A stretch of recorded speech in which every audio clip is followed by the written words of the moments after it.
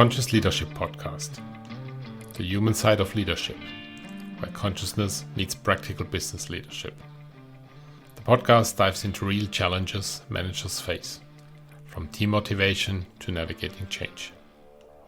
Discover actionable insight, proven strategies, and inspiring stories to help you lead with clarity, authenticity, and impact.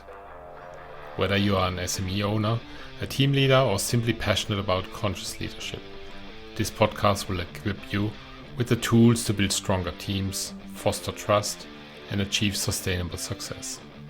Tune in, lead consciously, and make a difference. Hello, and welcome back to a new episode of the Conscious Leadership Podcast. I'm your host, Boris Nedved, and I'm really excited to explore with you another essential aspect of leadership: communication. In the world of leadership, management, business ownership, whatever it might be, one fundamental truth for me stands out. That is, communication is everything. It's not just a soft skill. It's this defining factor that determines whether a leader, a manager, a person that is in charge can effectively manage and guide a team. Effective leadership isn't just about making decisions. It's about how you convey those decisions, how you listen, how you adapt your communication style to your team members. At the heart of every strong organization lies clear, intentional, tailored communication.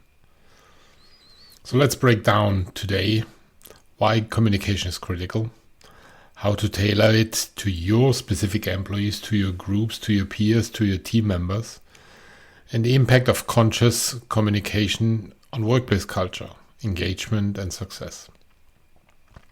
So, when I ask you, why is communication so critical, so foundational for leadership? Have you ever heard of a leader who was unclear in their messaging, or worse, didn't communicate at all? I don't think so, and I don't hope so, but what happens then? This lack of communication leads to confusion, leads to disengagement, leads to all of this loss of trust, suspicion, gossip, rumors, and so on. I guess you might know it from your own companies, and I wish not, but I think so you do. And on the other hand, you have these strong leaders that know how to effectively communicate. That creates clarity, so employees really understand what are the expectations, the goals, and the company vision. It creates this trust, this psychological safety, this safety net when leaders communicate openly and honest. Communication that raises the engagement level. When employees feel heard, when they are motivated, when they are committed. And yes, as mentioned before, listening is a part of communication. It's a two-way street. It's the give and the take. It's the listening, it's the talking. And communication fosters collaboration. Transparent communication strengthens teamwork and innovation.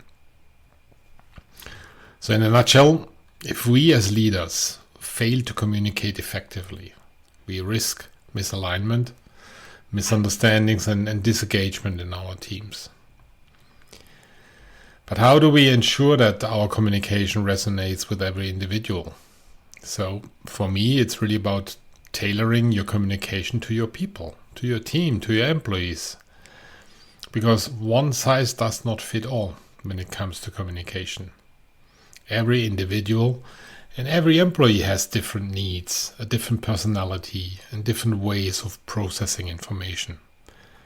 Think about a team that is structured, that they like history, they like experience, they like to talk about what failed yesterday. If me as a leader, I come in and I talk only about the future, would my message really land with them? Is it the way that the group is talking? Most likely not. So to become an effective leader, we need to adapt our communication style. We need to adapt it to our teams, to our people, to our peers, to our stakeholders. Some people thrive on direct, concise, straightforward instructions, while others need more context, more discussion, exchange with others. Some are visual learners, some benefit from diagrams or written instructions, while others prefer verbal explanations or hands-on experience and hand-on guidance. So these are different personality types and or communication preferences that the people might have. Communication is not just about speaking. It's about listening as well. Active listening means fully engaging in conversations, asking clarifying questions, reflecting back on what was said. And you can show empathy by understanding how an employee feels and acknowledge their concerns or perspectives before you respond. So that's what active listening and empathy is about. And I guess that I'm not telling you any great news when I say, well, constructive feedback. Constructive feedback should be given, and it should be clear, precise, actionable, delivered in a way that suits the recipient's personality. It lands better. The person can do something with it. And for sure, on the other side, recognition and praise. This should also be tailored. Some employees appreciate public recognition, while others prefer private acknowledgement. So, feedback and recognition. And as a last aspect, I want to highlight that in today's interconnected, hybrid work environment world, we must balance written and verbal communication. Written, all the emails, all the chats, all the reports, and the verbal, all the meetings, the video calls, the phone calls, in-person discussions. So to communicate effectively means as well to handle this hybrid environment. And we have to be mindful of our tone in written communication. Without the body language, without the vocal cues, without the facial cues, messages can be misinterpreted. So that's something to think about when adjusting our communication as well to digital and in-person interactions. There is a difference. Now, in one of my last leadership roles, it was a major project. I worked with a really, really diverse team. Some members preferred structured, some members preferred formal meetings, some thrived in casual brainstorming sessions, and some others preferred one-on-one discussions. So initially, I communicated in my standardized way. Team meetings, memos, emails, you know what I mean. And the result was, there were a lot of misunderstandings, unclear direction. People thought and assumed something out of an email that I've written, for example. It was missing information for some and too much information for others. And at the end, it resolved in disengagement. It was disengagement. The people didn't get what I wanted. Only once I started really tailoring my communication to the level of engagement, it improved. It improved dramatically. It was structured one-on-ones for those who preferred these detailed discussions, and more informal chats for people in the coffee corners who preferred flexibility. The magic really came with this increased trust, with this suddenly appearing collaboration and a stronger team dynamic, because it was tailored to the individual needs. So from my perspective, here are some really practical steps for improving leadership communication. Number one is know your audience. Really take time to understand how each team member prefers to receive and process their information that is relevant for them. Ask more questions instead of assuming, because you know what assume stands for. Seek to understand through open-ended questions. Really think about how you can ask open-ended questions to get the most out of it. Provide clear expectations. Avoid ambiguity, especially in instructions, and ensure alignment to goals. Instead of saying, make sure that the project is done soon, and I remember me saying that as well, it is better to say, please complete the project by Friday at noon and provide a status update by Wednesday, and yada, yada, yada. So clear expectations prevent misunderstanding and ensure accountability to the people. Encourage open dialogue. Foster a culture where people feel comfortable speaking up, asking questions, and even challenging what you said. The more clear it is for everybody involved, the better the outcome will be. The more open you are, the more reasons can be understood, and the more people trust you, since you are sharing. Balance speaking and listening. As I've mentioned before, communication is a two-way street. Ensure you're truly hearing your employees or team members. Listen really to them. Give them time to think and to talk. Ask for their opinion and input. Allow questions, remarks, discussions, disagreement, and so on. It's really helpful and beneficial. All of you will learn from it. And adapt your style. Be flexible. Be flexible in adjusting your communication based on the situation and the individual. Now, all what I've said is for me a kind of common sense, isn't it?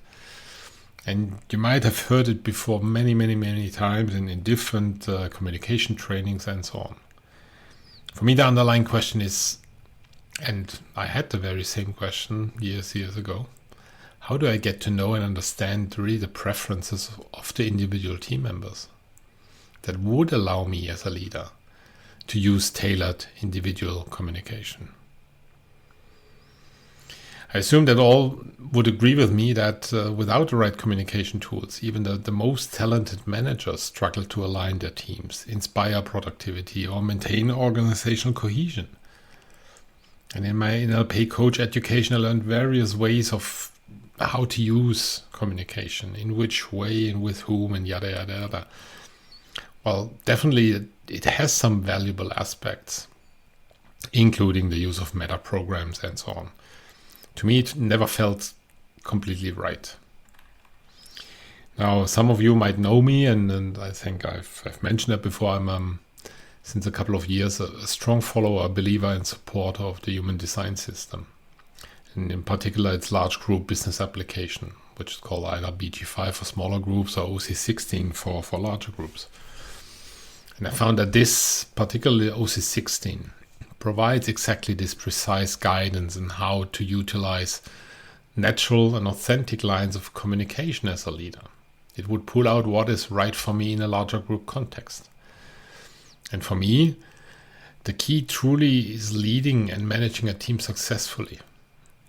It is in this understanding and utilizing such information. It provides essential tools for communication, the best lines of communication for the manager, and insightful knowledge about what moves and motivates employees, how to talk to them in a way that addresses their preferences, how to address them correctly. And it's unlike all these homogenized, one-size-fits-all communication strategies that I've had learned before and I trained before and things. It introduces a tailored, dynamic approach that ensures messages are not just delivered, but can be received well and acted upon effectively.